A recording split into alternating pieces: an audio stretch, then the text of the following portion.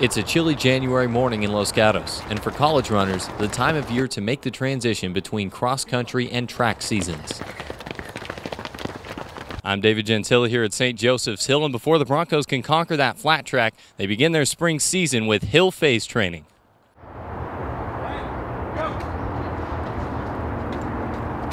It's really sport-specific strength training almost.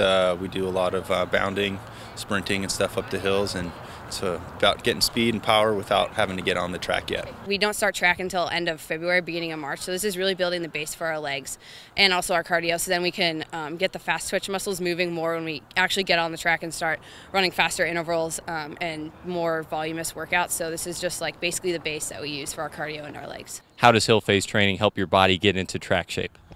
Basically, same thing as before. It really helps us get that speed coming in the final stretch. You know, it's a huge advantage, especially when you're really tired at the end of the race, to be able to have that speed in your back pocket. And hills are huge when it comes to driving the knees, pumping the arms. So yeah, it really helps. Once the Broncos laced up their shoes and finished their warm-up work, they took to the hill Friday morning in 10 and 45-second circuits with faster paces on the shorter runs.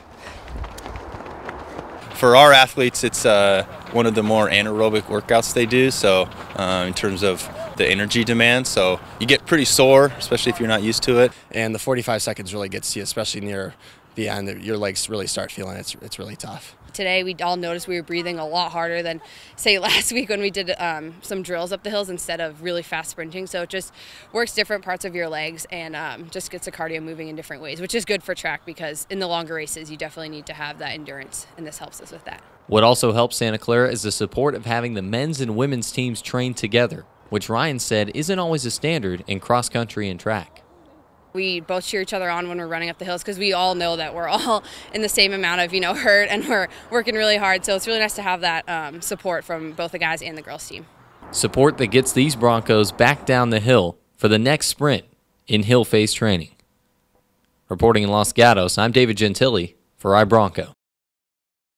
On Martin Luther King Jr. Day, we went to see Selma as a team in Santana Row, rented out the movie theater, and it was just a great baseball experience for all of us. It was a lot of fun getting to run with the students from Lakewood.